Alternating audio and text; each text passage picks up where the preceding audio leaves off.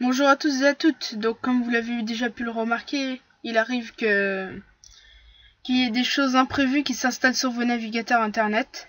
Donc je vais montrer une solution à peu près simple pour en enlever la plupart, mais ce n'est pas une généralité.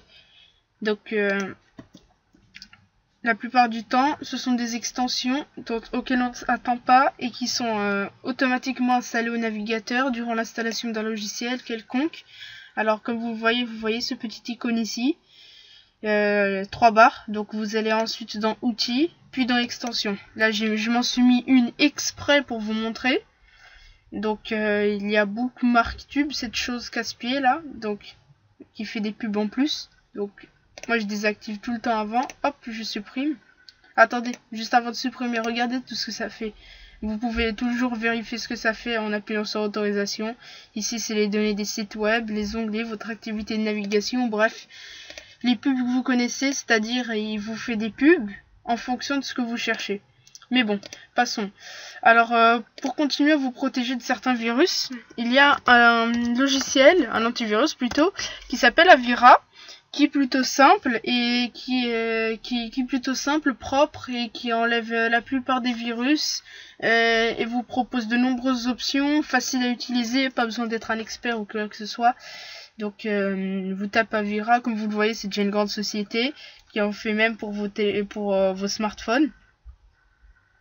Alors, merci le super PC qui lag. C'est la première fois que ça m'arrive ce truc. Ouh.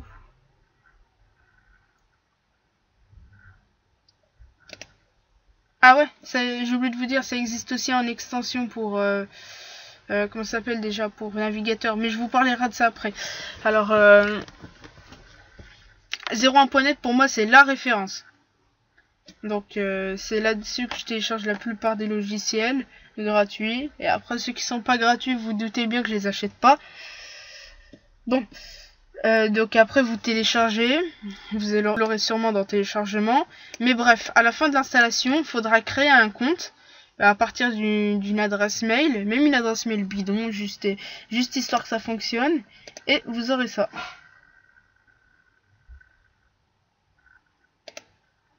Donc vous m'excusez un petit instant, je dois vérifier quelque chose. Bref, je suis de retour. Donc à propos d'Avira, donc ça s'est pas lancé, donc vous voyez, quand vous êtes inscrit, ben, vous pouvez mettre une petite image de vous, une photo qui vous représente, bref, un avatar.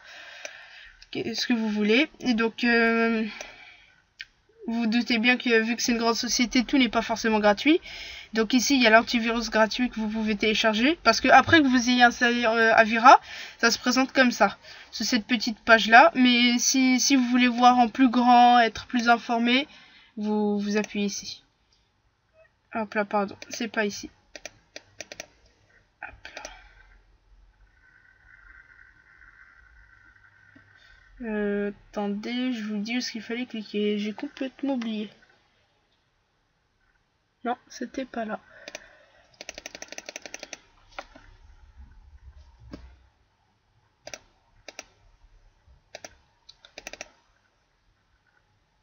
C'était... Je crois que c'est donc gérer les appareils, je sais plus. Bon, je vais pas vous embêter encore une fois. Je remets pause. Ah voilà, c'est bon, c'était ça en fait. Bon.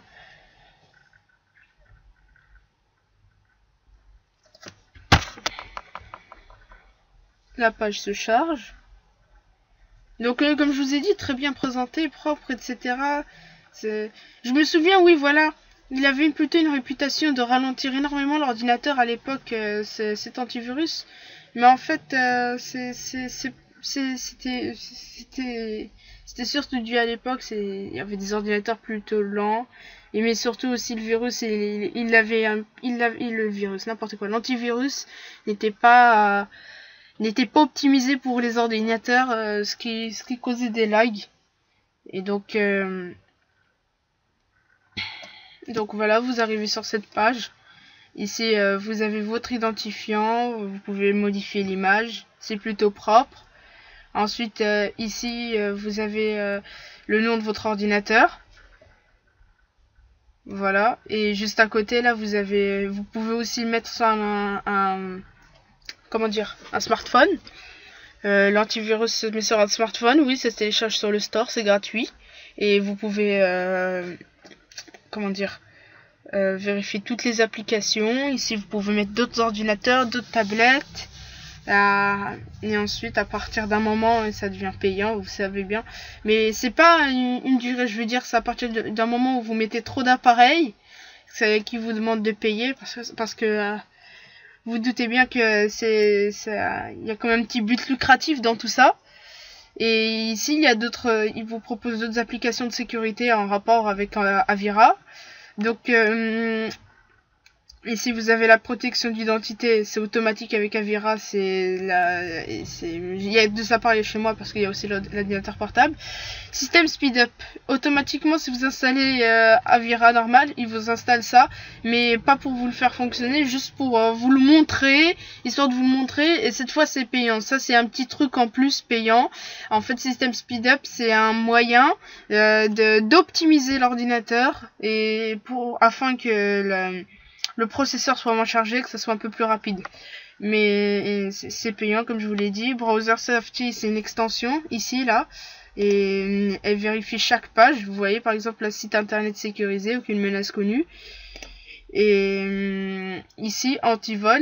C'est souvent sur les téléphones portables. Antivol, ça sert à localiser son téléphone, ou alors à le faire sonner, ou alors à le bloquer. Attendez, si ça veut bien fonctionner, je peux vous le montrer.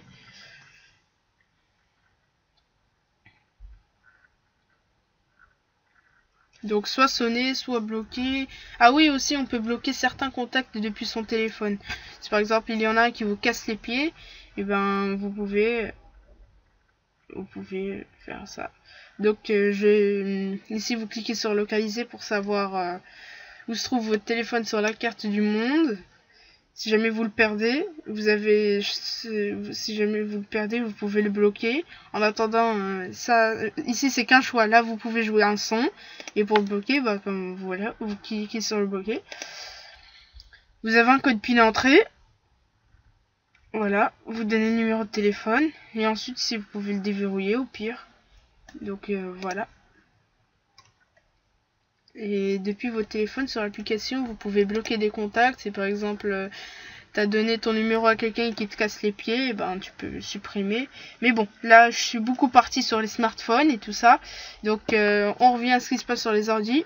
Donc l'extension qui peut être téléchargée soit depuis là, sur cette page, ou alors sur le store de Google. Et qu'est-ce que je voulais dire d'autre? Qu'est-ce que je voulais dire d'autre? Bah je crois que c'est tout.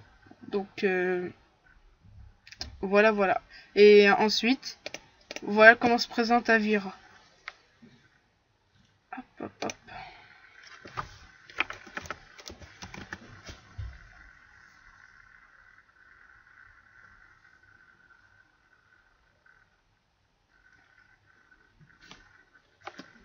Voilà.